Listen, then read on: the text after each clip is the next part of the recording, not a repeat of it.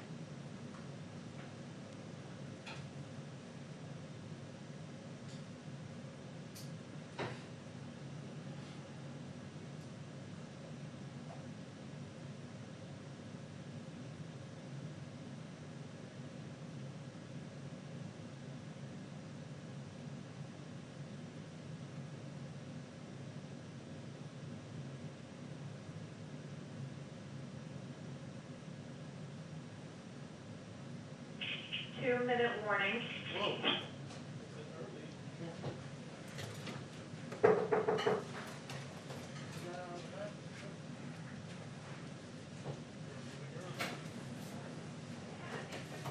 Thanks, Doug.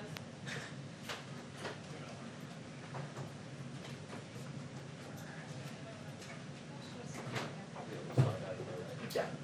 Yeah, I'm gonna be there. Oh, you can-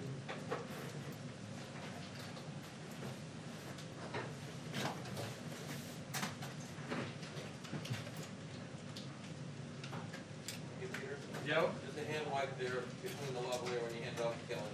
Okay. Wasn't this at 5:30? Yeah, they move it up a little earlier, 5 minutes, I guess. It's probably gonna So I'm start gonna have to 5:30 speak out anyway. as you're on the road this thing, so don't be offended. It's right after asking a question. I'm gonna take it personally.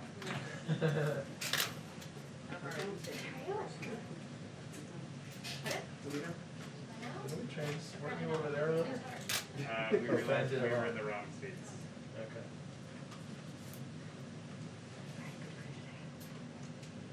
Sean, I'm gonna have to sneak out at some point, so Are you doing something around 6:30 or?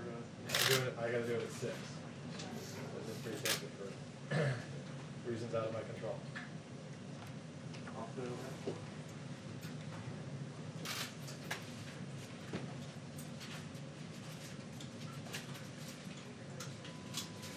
Yeah.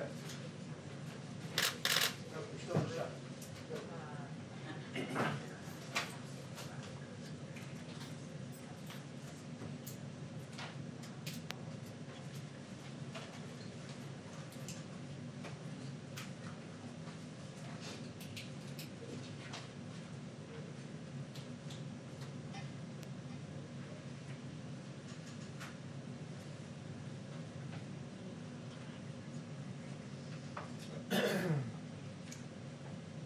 One, two, three, four, five.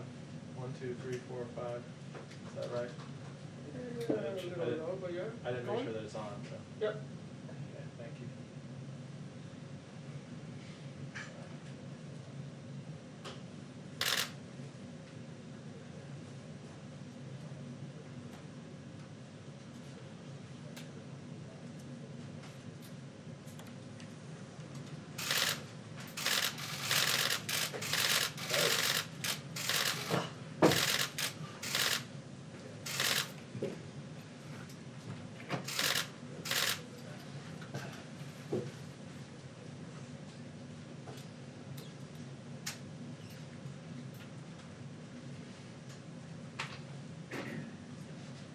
Still standing.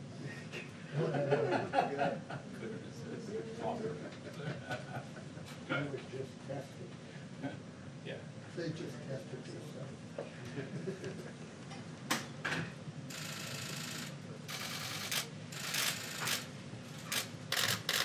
Thank you, everybody, very much. Thank you. So as we begin Labor Day weekend, America's unprecedented economic recovery continues. You see what's going on. It's been pretty amazing. The United States economy added today, announced this morning, 1.4 million jobs last month, bringing the total to over 10.6 million jobs created in just 4 months. That's a record by far. In August, we added 249,000 retail jobs, 174,000 leisure and hospitality jobs, and 29,000 new manufacturing jobs. The unemployment rate plummeted to 8.4%, the second largest single month drop ever recorded, surpassed only by our big decline in June. Last month, we saw large declines in the unemployment rate for African Americans, Hispanic Americans, and Asian Americans, very big declines. We're witnessing the fastest labor market recovery from any economic crisis in history, by far. By contrast, the last administration had the slowest, weakest, and worst recovery in American history. That was well documented, as you know. This year, the United States has seen the smallest economic contraction of any major Western nation, and we are recovering at a much faster rate than any other nation Business confidence is higher today in America than in any other G7 or EU country. That covers a lot of territory. So we have the business confidence is higher than any of those countries. In July, retail sales not only recovered but reached a new all-time high. So think of that. Retail sales, that's a very basic statistic, and it's a big statistic. It not only recovered but reached the highest level ever. Auto sales have surged to an incredible 74% since their April low and are nearly back to their pre-virus levels. And that's been a tremendous thing. Used cars and new cars have been both doing incredibly well. Mortgage applications were 27% higher in August than during the same period last year. Home builder sentiment reached the highest level on record, indicating that more high-paying construction jobs are on the way. Home building has been great, and lending has been really incredible. U.S. manufacturing activity reached a 19-month high in August. While my administration has fought every day to restore prosperity, however, Nancy Pelosi and the Democrats in Congress are holding additional China virus relief hostage to reasons that nobody understands. I guess I do. I think I understand. It's called politics. And speaking of politics, I think North Carolina, I think that Michigan and Pennsylvania and other states, they should open, the Democrat governors should open the states. They'll open them on November 4th, but they should open them now. It's very unfair to the people to have those shutdowns continuing at the level that they're continuing. Democrats are insisting on a massive taxpayer bailout of badly run blue states, stimulus checks for illegal aliens, and the mass release of inmates from jail. They want to release a lot of inmates, some of them for very serious reasons. They want to release them from jail. They want that as part of a stimulus package. Can you believe it? It's time for the Democrats in Congress to start working across the aisle and put the American people first. Now, we have $300 billion in an account that we didn't use, $300 billion, and we are willing to use that. I would be willing to release it, subject to Congress, and use that as stimulus money, and it would go right to the American people.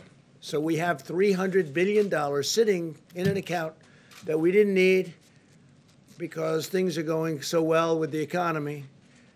But it would be a very appropriate thing to release that to the American people, and I am willing to do it. All we need is a sign-off. But that doesn't mean that we're going to release prisoners, some very vicious people, actually. We're not going to put them on the streets like the Democrats want us to. And we're not going to give stimulus checks to illegal aliens. They came into the country illegally, and now we give them a check. We want to give the checks to the American people. So remember, we have $300 million. It's there. We don't need the money. We don't need anything. Just let that money get released to the American people. As our economy rebounds, there's only one thing that could stop the extraordinary economic comeback and wipe out the future of American workers, and that's what the Democrats want to do with a $4 trillion tax hike, implementing things that will be really bad for our country. And this will just absolutely cripple what we're doing on regulations and so many other elements of success. We had the greatest economy in history prior to the China virus coming in. Now they want to stop regulations. They want to bring up regulations to a level, stop the things that we're doing, which are at a much smaller level, and bring up regulations at a level that nobody's ever seen before. They want to do things that will make it impossible for any economy to grow. They want to ban fracking. And as you saw, ban, and all of a sudden he sees his polls going down, and now he says, well, I was only talking about not maybe banning fracking, but he wants to ban fracking. And it doesn't matter what he wants to ban. The people that control him want to ban fracking. And whether it's Pennsylvania, Texas, Oklahoma, North Dakota, so many other states, you can't ban fracking. That would be a disaster. Ohio. Want to abolish American energy. I mean, that's what's going to happen. Adopt disastrous trade deals and inflict a devastating shutdown. As you know, he said we want to shut it down. We would be willing to shut it down. And you don't shut down when we're setting records. And by the way, we're rounding the corner. We're rounding the corner on the virus. Joe Biden's blanket shutdown would collapse our economy, would cause countless deaths from suicide, drug, alcohol abuse, heart disease, and more. You know, shutdowns cause a lot of problems, a lot of very serious problems, more so than the virus itself. Biden's plan is not a solution. It's a virtual surrender. And our country is doing so well. We're starting to do so well. I think we're going to have a great third quarter. I mean, you're going to see for yourself because the numbers will be announced sometime prior to the election on November 3rd. And as you know, Joe spent his entire career sending American jobs to China and other far-away countries. For 47 years, people were pillaging our country, taking our jobs, taking our companies. And that's never going to change with that mindset and with that group. Biden is not going to be standing up to these foreign countries. He's not going to be standing up, maybe more importantly, to the people that run the Democrat Party. He doesn't have the strength to do that. He refuses even to condemn Antifa, a bad group, a far-left domestic terrorist organization. He doesn't want to say anything bad about it. His plan to appease the domestic terrorists is the exact opposite of what I'm doing. Now, I think you saw that last night. Yesterday, the U.S. Marshals, we sent them in, U.S. Marshals. We were waiting for local government to take care of it, but they didn't do that, so the U.S. Marshals went in, law enforcement. They took down the Antifa member who murdered a man in the middle of a street in Portland. The suspect was killed after drawing a weapon when officers attempted to take him into custody. They wanted to take him in. The U.S. Marshals, credible people. So I want to thank them for their strength, their bravery. And I really do wish that the mayor of Portland and the governor of Oregon would get going and stop the crime in that city. It'd be so easy to do. Well, we're focused on creating good-paying jobs. The radical left is focused on unleashing really violent mobs. And you see that whether you're conservative or liberal, Republican, Democrat, or independent, we must all agree the need for peace and order and safety. Under my administration, law enforcement is conducting arrests nationwide of rioters, looters, and domestic terrorists. The reasons we didn't put Chicago into our list, where we're holding back funds from some of these states and cities that are doing such a poor job, such an incompetent job, a job that nobody can even imagine how bad. And we're holding it back until they get their act together. And we are having a lot of people in Chicago right now, and you notice that their numbers are going down rapidly. But we've deployed a lot of federal law enforcement inside of Chicago, and they're taking out quite a few people. And they're being arrested, they're being put in jail, and that's why you see those numbers going down. That's why you see that with respect to the mayor, we did not hold back funds in Chicago. But New York is experiencing a tremendous crime wave, in some cases up over 300%, and they have to do something quickly. We just spoke to Mayor Bowser, and she's willing to do whatever is necessary.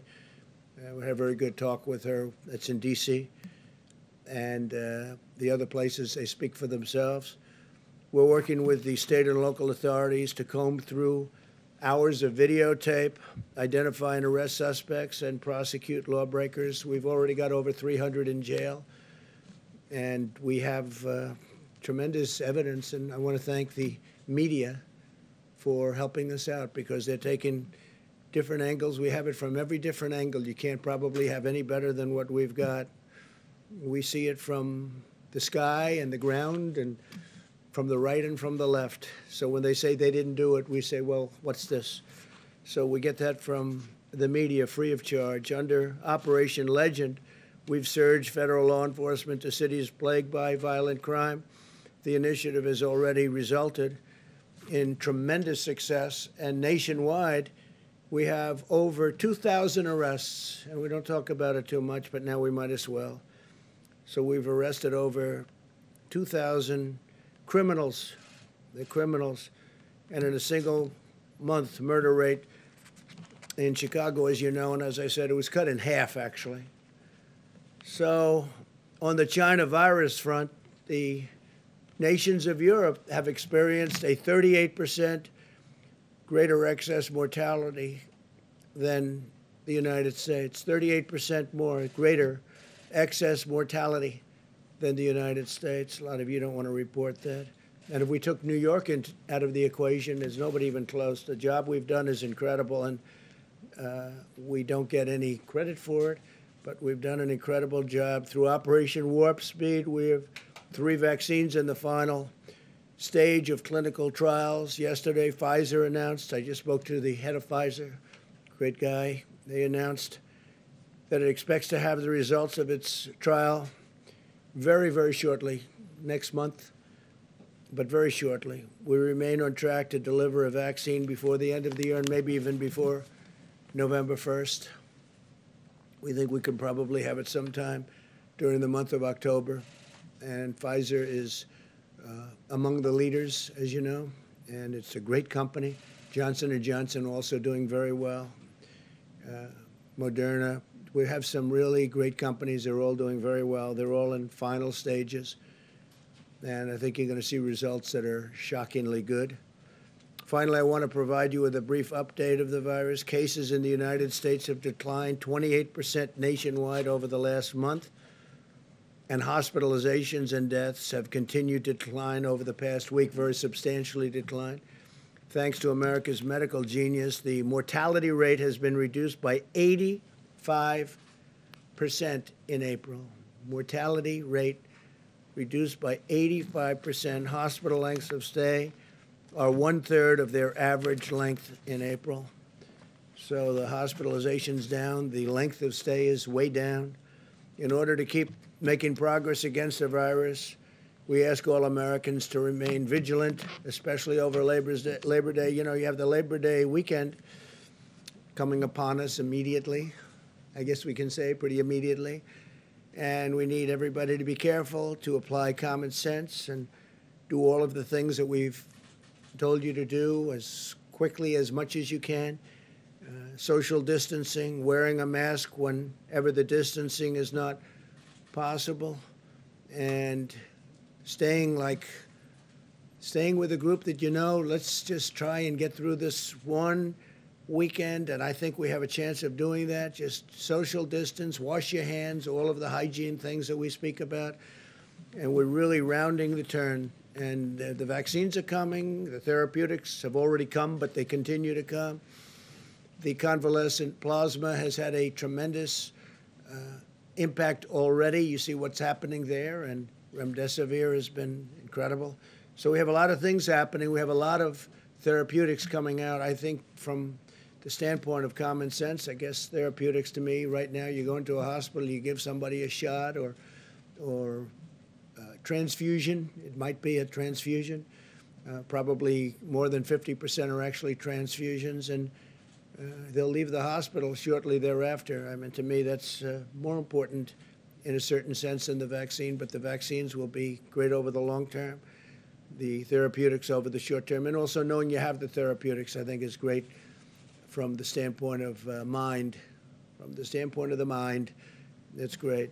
So I want to thank everybody for being here. I'm going to ask Larry Kudlow to give a couple of examples of how strong our economy is recovering, how strongly it's recovering, and it's setting records at every level, and we're doing better than every other country. And we're very proud of all of the people for doing such an incredible job. This is a V. It's a super V. Again, we have $300 billion ready to go. All Congress has to do is say use it. If they say use it, I'd like to use it without their permission, but I guess I'm not allowed to do that. I did ask that question.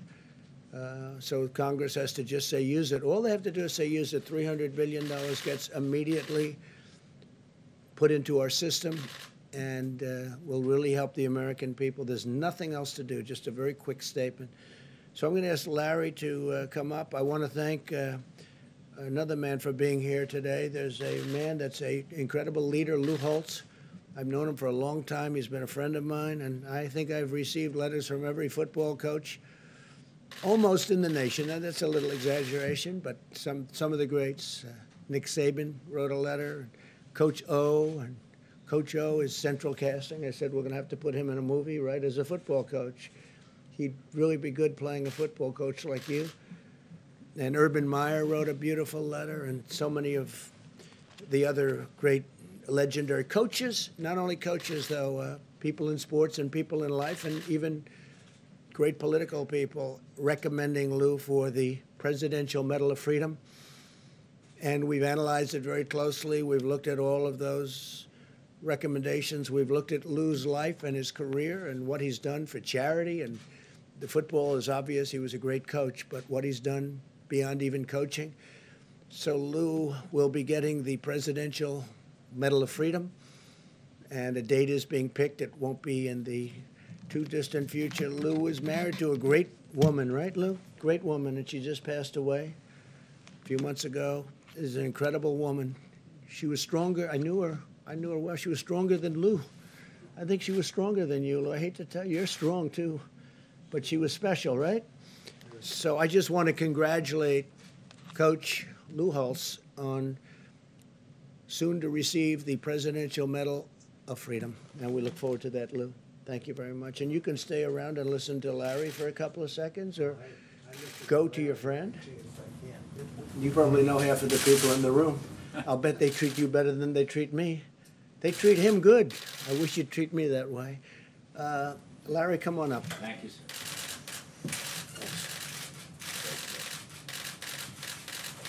Thanks, sir. Appreciate it. Again, Coach, many congrats. Many, many congrats. Just to underscore the President's assessment of the economy, very strong jobs report today, 8.4% unemployment rate. 1.4 million payrolls increased, but I want to add 3.8 million increase in the important household survey, which aims at small businesses particularly, and from which the unemployment is calculated. In the past 4 months, we've generated a 10.6 million increase in payrolls and a 14 million increase in households. So we've restored basically half of the jobs that were lost in the pandemic contraction. Today's report also included the lower wage industries and minority groups across the board. The diffusion index was a whopping 69%. So these gains are very, very broad-based. There's still too many people out. There's still too much hardship, still too many unemployed. And we're working on that, and we're moving in the right direction. And that's why today's numbers are encouraging and optimistic. Now, other areas that the President mentioned, just to underscore, we are in a housing boom. There can be no disagreement about that. Sales, mortgage applications, prices, home starts up 23% annually in July. We're in a car boom, automobile boom. We've gone from 8.7 million in sales to 15.2 million in sales in the recent 4 months. It's a big jump. As the President mentioned, the leading indicator of that is used car sales and prices. The manufacturing indexes are very strong. This recovery includes manufacturing. The ISM's running in the high 50s. The new order index is at 68. Production index is 63. We had a manufacturing report for durables, core durables. Over the past 3 months, orders up 35%, shipments up 35%.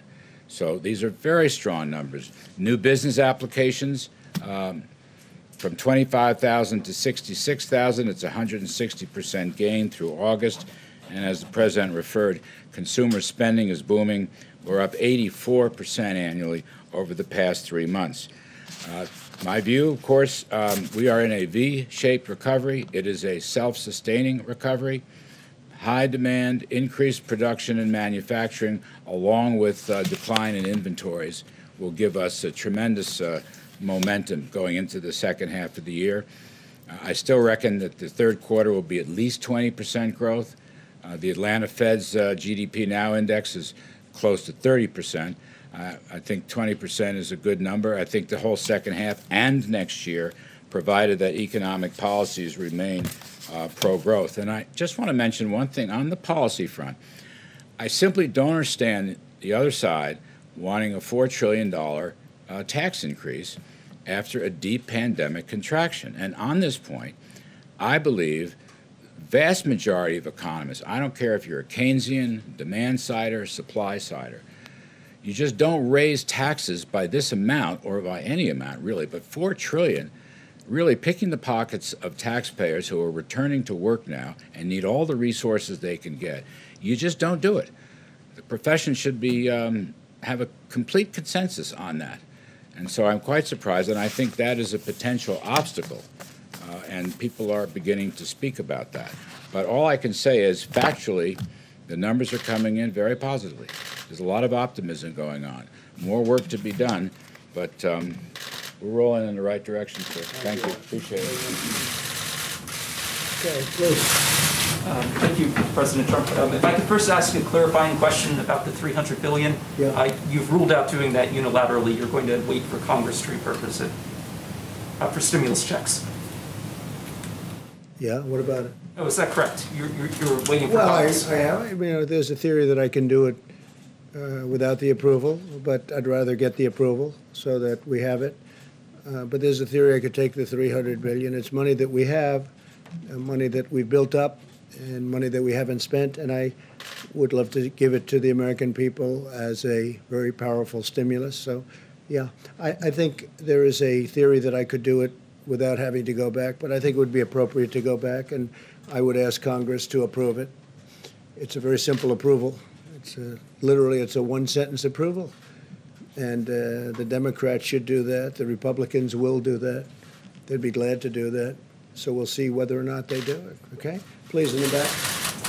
Yes, Mr. President, our editor-in-chief, John Solomon, had an exclusive interview with the head of the Delaware Fraternal Order of Police chapter. He said that they were going to endorse you instead of their native son, Joe Biden. I'd like your response, as well as the National Organization of the Fraternal Order of Police is endorsing you as well. Well, I'm honored that Delaware, because I don't see Biden anywhere but Delaware. He's, and I like Delaware too, but to have the law enforcement in Delaware give their endorsement to me is really a great honor. It's really, it just shows you how pathetic the Democrats are when it comes to crime, when it comes to law and order. So would you please extend my very great thanks? It's a great honor to get it from Delaware law enforcement. We've gotten it from almost all law enforcement, but that's because every time I see Biden speak, it says Delaware, Delaware, Delaware. He never leaves. I'm all over the country. I'm all over the place.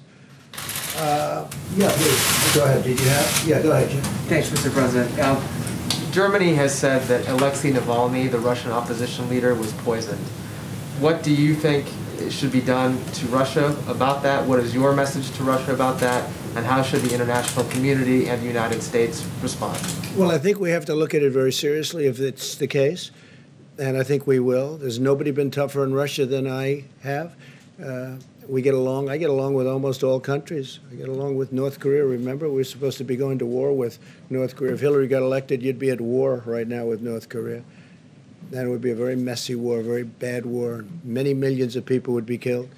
In the meantime, we've gotten along with them. We didn't get to war. Everyone said that if I was elected, I'd be at war in 1 week. It's been just the opposite. We're doing very well in Afghanistan, bringing the troops down, very low level. And other things are happening very interestingly. We have a great peace deal going on in the Middle East, actually, with UAE and Israel, and that's been received like probably very few things that many people have done. It's been very well received. And we'll be having other countries announcing soon. They're joining that, and you're going to have a lot of countries in that. A lot of countries are saying, hey, why didn't you bring us in right from the beginning? They would have loved to have been there, but they want to be in. So we're doing a lot of things. I think that I was the one that alerted the United States and the world, Nord Stream 2. I said, why is Germany spending billions and billions of dollars to Russia to get their energy from Russia, and then we're supposed to protect Germany from Russia? What's that all about? And the sanctions and everything else. At the same time with Russia, we're right now negotiating a nuclear non-proliferation treaty, which is very important. It's a very important thing. To me, it's the most important thing. Some people say global warming. I don't. I say this is far more important. And we are the biggest. They are the second biggest, nuclear-wise. China's third. They're actually a distant third, but they're building pretty rapidly. And at some point, we'll include China into those talks. But we're doing very well with Russia on nuclear non-proliferation. So I don't know exactly what happened. I think it's tragic. It's terrible. It shouldn't happen. We haven't had any proof yet, but I will take a look. It is interesting that everybody's always mentioning Russia, and I don't mind you mentioning Russia, but I think probably China at this point is a nation that you should be talking about much more so than Russia, because the things that China is doing are far worse. If you take a look at what's happening with the world, look at what happened with the China virus. Look at what they did by not keeping that within the confines of China. They should have kept it in the confines of China. Look what they've done to 188 countries all over the world. But you never ask about China. You're always asking about Russia. So I would be very angry if that's the case. And we'll take a look at the numbers and the documents, because we're going to be sent a lot of documents over the next few days. Mr. President? Please, in the back. Thank you, Mr. President. During the conventions, During the conventions, Kimberly and Don Jr. had an outreach to the Indian Americans community with a video called 4 More Years for You, which has gone viral among the Indian Americans in the battleground states. So my question is, would Kimberly, Don Jr. and Ivanka Trump, who are very popular among Indian Americans, would be campaigning on your behalf among the Indian Americans with your views on India-US relationship? Well, I didn't understand everything you said. I know India, and I understood those young people that you mentioned. They're very good young people. And I know their relationship to India is very good, and so is mine. And Prime Minister Modi is a friend of mine, and he's doing a very good job. Nothing easy, but he's doing a very good job. We're talking, I mean, while we're at it, we're talking about China and India going at it pretty good on the border, as you know. It's been very nasty. It's been a very nasty situation. And we stand ready to help with respect to China and India. If we can do anything, we would love to get involved and help. And we are talking to both countries about that. But I appreciate your nice sentiments. They think a lot of India, and so do I, and I think a lot of your Prime Minister. Thank you. So my question was about Indian Americans. Do you think they are voting for you? Are they supporting you? I do. We had an event in Houston, as you know, and it was a fantastic event. I was invited by Prime Minister Modi, and this was a massive. This was at where they play football, the Houston football team, and it was incredible. It was actually incredible, and the Prime Minister could not have been more generous. We have great support from India. We have great support from Prime Minister Modi, and I would think that the people, Indian people, would be voting for Trump. I also, as you know, went to India just prior to the pandemic setting in, because India's been hit very hard. Left really about a week before that. And we had an incredible time. What we saw, the people are so incredible. It's really an incredible place, an incredible country. And it's definitely big. It's definitely big. But you've got a great leader, and he's a great person. Thank you, sir. Do you think China is bullying India? I hope not. I hope not. But they're certainly going at it. They're going at it much more strongly than a lot of people even understand. Yeah, please, go ahead. Thank you, sir. Go ahead, please. Thank you, sir. Just to follow up on Alexei Novotny, you just said you haven't had any proof yet. Do you have any reasons to doubt the results from Germany? No, I don't. I mean, I don't. I hear Germany has made was it definitive or almost definitive? But we have not seen it ourselves, no. But we have not seen it ourselves. But I would certainly be okay with that. They want to do something. They want to take action. Shouldn't happen. Shouldn't happen. But again, we are working very closely with a lot of countries on a lot of different things. We've taken stronger action against Russia than any other country in the world, as you know. I'll tell you, President Putin would tell you that right now. But the fact that I get along with Russia and that I get along, frankly, with everybody. Right now, I'm not getting along with China, but that's my choice. I don't like what happened with respect to the pandemic, with respect to the China virus. I don't like it at all. What they've done to this world and this country and Europe and every place else is terrible. But I do get along with President Putin. But I've been tougher on Russia than anybody else by far. If you look at the Obama administration, they were weak. Look at the land they gave up. Look at what happened with respect to Ukraine. Such a big part of Ukraine given up during the Obama administration. And I don't think they would have done that with me. I don't think they would have done that with me at all. We gave tank busters and they gave pillows. Did you ever hear that expression? They sent pillows and we sent tank busters to Ukraine. So, but with that being said, if we can do a nuclear non-proliferation agreement, that would be a great thing. No, but I would not be at all happy if that were the case. And it looks like it might very well be the case. I mean, based on what Germany is saying, that seems to be the case. John? Mr. President, I just want to ask you about something you said a while back. It's been talked about many, many times. Back in 2015, you said that you didn't think John McCain was a hero, that you prefer people who don't get captured.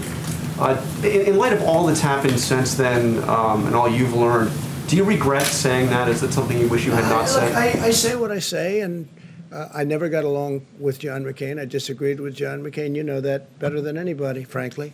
I wasn't a fan. I disagreed with many of his views. I disagreed with his views on these ridiculous, endless wars. I disagreed with the way he handled the vets, the VA. The VA is running much better now, and we did with the Mission Act and the accountability and all the things we've done for the VA. He was not able to do that, but I disagreed with John McCain on a lot of things. That doesn't mean I don't respect him. I respected him, but I really disagreed with him on a lot of things, and I think I was right. I think time has proven me right to a large extent. But on this notion of preferring people who aren't captured, do you? Thank you, Mr. President. Earlier in the statement that you read before questions, you spoke about how you believe that we're, as you put it, rounding the corner on the coronavirus pandemic. I do believe that, yeah. You said that yesterday as well, and I think everybody would love to see the pandemic come to an end. There's no doubt about that. But I wanted to ask you about a forecast that has come out from the IHME at the University of Washington. And they are forecasting by January the 1st of next year that we'll have 410,000 American deaths from coronavirus, which is 225,000 from where we are right now. So can you explain how you see us rounding the corner based upon that projection? If I didn't close up our country, if I didn't stop China, highly infected, from coming in, if I didn't stop Europe from coming in far sooner than anybody else, including Dr. Fauci and others, wanted to, and Dr. Fauci was very nice. He said President Trump made a great decision.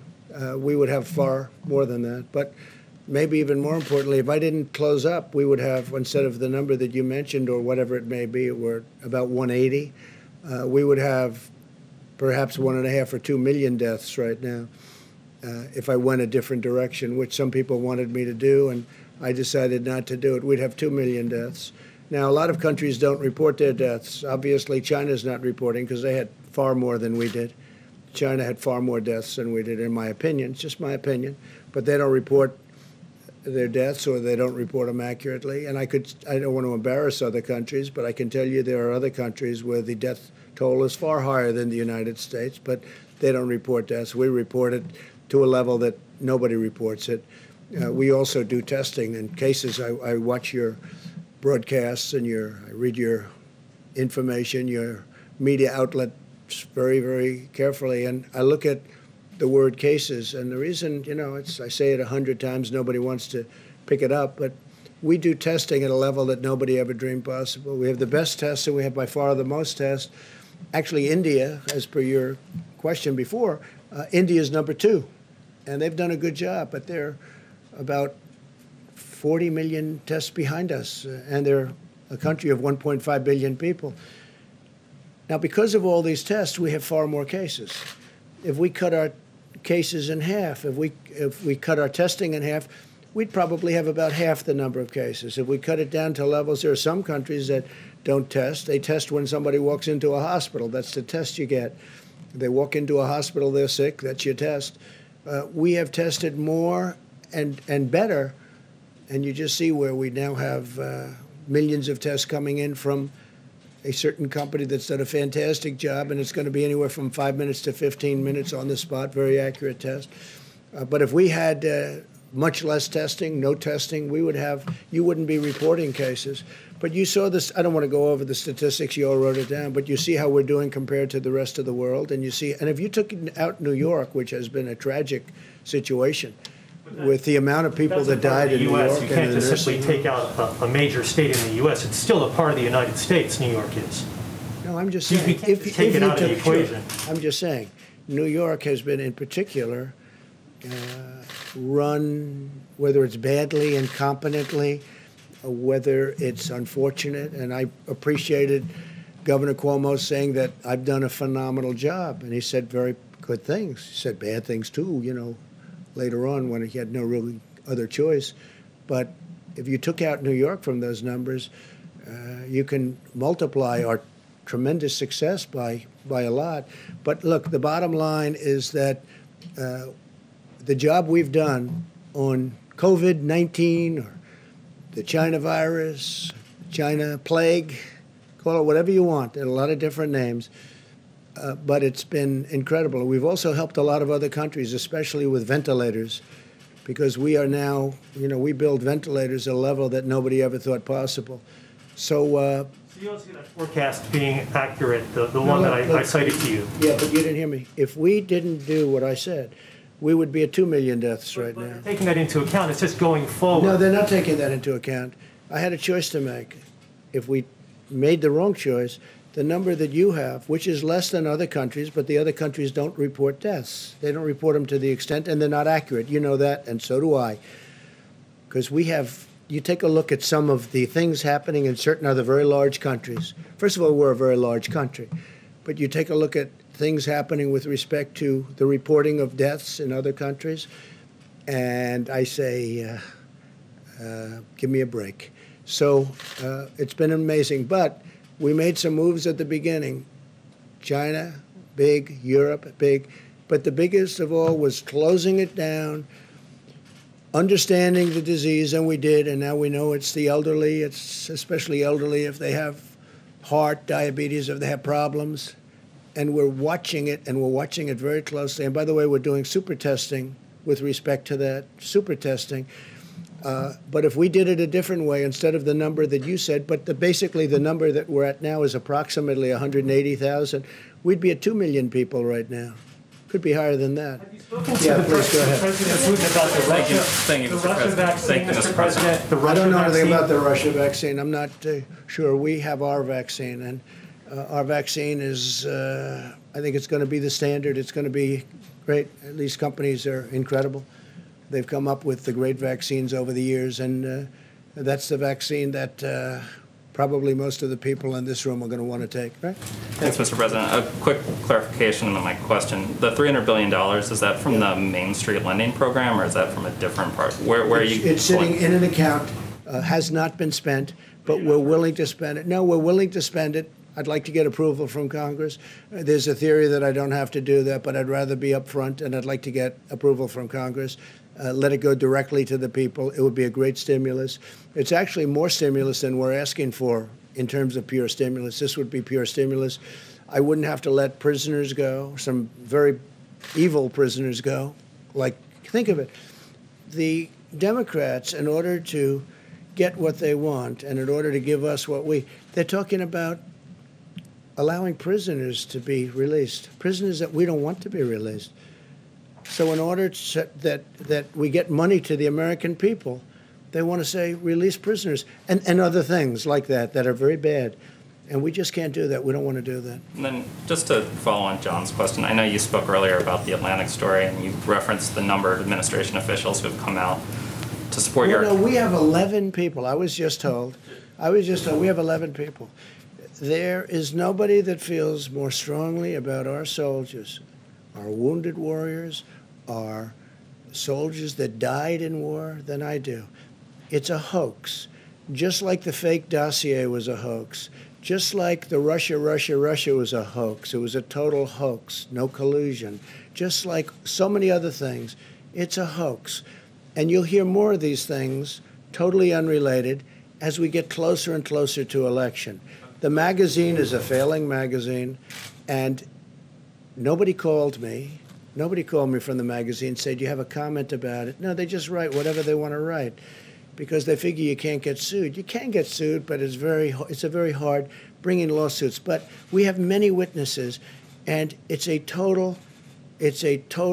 just a continuation of the witch hunt so that it can hopefully affect the election. But the American people are too smart. So whether it's the fake dossier that turned out to be a total fraud or so many other things have turned out. I've been under investigation from before I even got elected. These people have gone after me more than any president in the United States in the history of the United States. And it's a shame. It's a shame. And despite that, we've done more in the first 3.5 years than any administration. There's been no administration that's done more. When you add it all up, there's been no, despite all of the horrible political games that have been played, but there's nobody that's been able to do what I've done, and that includes the Great Mission Act, because what Obama passed was a joke. It was a joke, and we took it to a level that nobody thought possible, and that includes accountability. So it's a disgrace that somebody's allowed to write things like that. It could have been, a lot of times the sources aren't sources that don't exist, and sometimes the sources are just people that are disgruntled former so-called employees. Well, my question is sort of about that. I mean, the notable voice that's been missing from the denials is your former Chief of Staff, John Kelly, who was obviously intimately involved in this. How are we supposed to read the fact that John Kelly hasn't? I know John Kelly. He was with me, didn't do a good job, had no temperament, and ultimately he was petered out. He was exhausted. This man was totally exhausted. He wasn't even able to function in the last number of months. He was not able to function. He was sort of a tough guy. By the time he got eaten up in this world, it's a different world than he was used to, he was unable to function. And I told him, "John, you're going to have to go. Please give me a letter of resignation." And we did that. And now he goes out and badmouths. Now, there are people that are jealous. There are people that are upset that they're not here anymore.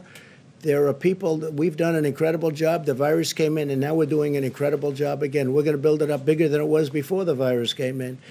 But I don't know that it was him. I haven't seen that. I mean, I see anonymous, but it could have been a guy like a John Kelly. Because he was, just so you understand, he was a very, you look at some of his news conferences, what happened to him. He got eaten alive. He was unable to handle the pressure of this job. This job was a tough job. Mark Meadows doing a great job. But Kelly was unable to do that. And as far as that day, I mean, we have so much proof as to going to I went to Paris and the environs, and I was all set to go. They had a rainstorm, the likes of which you've rarely seen. The fog was so great. It was as dense as I've ever seen, and I almost knew that you couldn't use the helicopter. And because they had to drive through, I guess, certain parts of Paris, the Secret Service, who, by the way, we have people here that were on the trip. They're writing a report, unable to even think about it. And I said, "Nope, I want to go. I insist on going." It would have taken us forever. The Paris police said, "Please, you can't do this." They'd have to shut down various parts of Paris. And it just was not a possible situation. The helicopter would have been very quick. They had the helicopter all set, but the helicopter could never fly in that kind of weather. So, and that turned out, and that's all documented, by the way.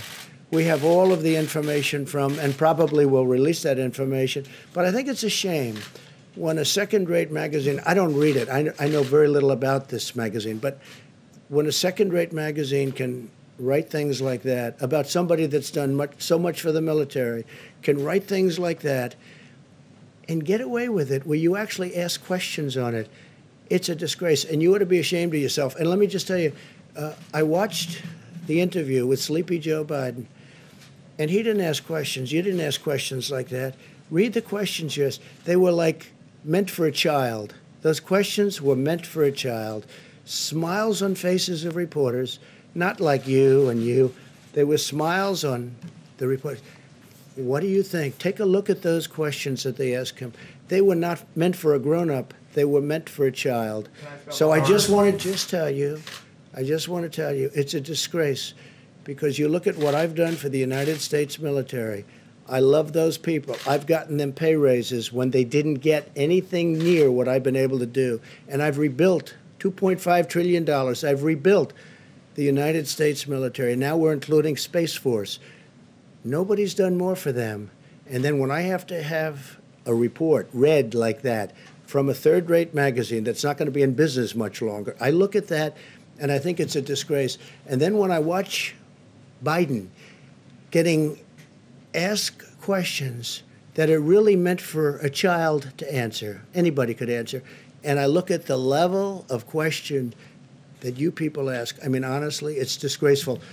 So I want to thank you all very much. We appreciate it, and we're doing very well. We're very, very proud of what's happened with respect to the economy. And I think that before the election, you're going to see a third quarter announced. The third quarter will be at a level that our country has never seen before. Next year, we're going to have a year that was better than last year. And I feel very certain it'll be better than last year. It'll be the greatest year we've had. And the whole reason this is working out this way is because we set a foundation for this country like we've never had before. So next year is going to be a fantastic year. But remember this, the third quarter is going to be announced sometime prior to the election, by a few days, actually. And I think it's going to be record-setting type numbers on GDP and other things. Thank you all very much. Thank you. The stars and stripes in the decision. Did you stand by Robert Kelly's grave and say to his father, "I don't get it. What was in it for them, sir?"